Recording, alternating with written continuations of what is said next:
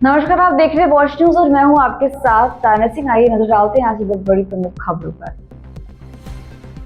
बिहार में आगामी विधानसभा चुनाव की तैयारियों के बीच चुनाव आयोग ने 30 राजनीतिक दलों को कारण बताओ नोटिस जारी किया है, जो अपनी वार्षिक ऑडिटेड अकाउंट डिटेल समय पर जमा नहीं कर पाए हैं। आयोग ने इन दलों को 10 अक्टूबर तक अपनी स्थिति स्पष्ट करने और साक्ष्य प्रस्तुत करने की अंतिम समय सीमा दे दी है।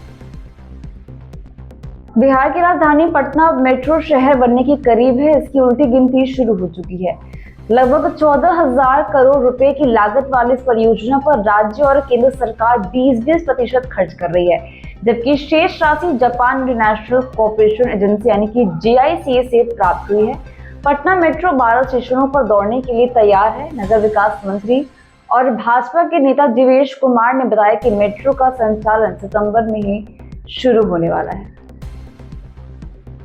नीतीश सरकार ने चुनाव से पहले राज्य कर्मियों को एक और बड़ी सौगात दी है। सरकार ने दुर्गा पूजा को ध्यान में रखते हुए राज्य कर्मियों को सितंबर का वेतन देने का ऐलान किया है। आज यानी गुरुवार से सितंबर का वेतन मिलना शुरू हो जाएगा। सरकार के इस फैसले से राज्य कर्मियों को बड़ी राहत मिलेगी। जो वेतन के इंतजार में बैठे थे उनके लिए बड़ी खुशखबरी है। बिहार में शिक्षा व्यवस्था को सुधारने के लिए शिक्षा विभाग की ओर से हर संभव प्रयास किया जा रहा है। शिक्षा विभाग के द्वारा कई नियम लाए जा रहे हैं, जिससे सरकारी स्कूलों में शिक्षा की गुणवत्ता बढ़े। इसी बीच शिक्षा विभाग ने बिहार के सरकारी स्कूलों में शिक्षकों की उपस्थिति को लेकर नई व्यवस्था लागू की है। मिली जानकारी के अनुसार अब प्राथमिक विद्यालयों में हर दिन कम से कम 3 शिक्षक और मध्य विद्यालयों में 5 शिक्षक की उपस्थिति अनिवार्य होगी। निर्धारित संख्या से कम शिक्षक उपस्थित पाए जाने पर संबंधित अधिकारी पर कार्रवाई की जाएगी। सभी स्कूलों को 30 सितंबर तक शिक्षकों की उपस्थिति रिपोर्ट मुख्यालय को सौंपनी होगी।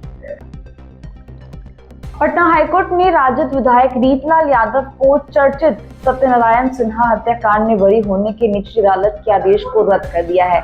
जस्टिस राजीव रंजन प्रसाद की खंडपीठ ने आशा सिन्हा की याचिका की सुनवाई करते हुए रीतलाल यादव को निचली अदालत द्वारा बरी करने के आदेश को रद्द करते हुए सत्यनारायण सिन्हा मर्डर केस की सुनवाई पुनः करने का निर्देश दिया है।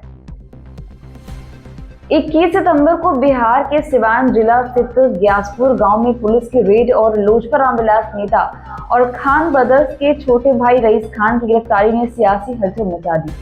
पुलिस ने उनके घर से हथियार और संदिग्ध सामान बरामद करने का दावा किया है, जबकि रईस खान ने खुद को निर्दोष बताते हुए पार्टी के प्रमुख चिराग पासवान को एक भावुक पत्र लिखा है। इसमें उन्होंने खुद को निर्दोष बताया है। रईस खान ने नार्को टेस्ट और उच्च स्तरीय जांच की मांग की है। बिहार विधानसभा चुनाव 2025 की तैयारियों को धार देने के लिए भारतीय जनता पार्टी ने अपनी रणनीतिक टीम की घोषणा कर दी है।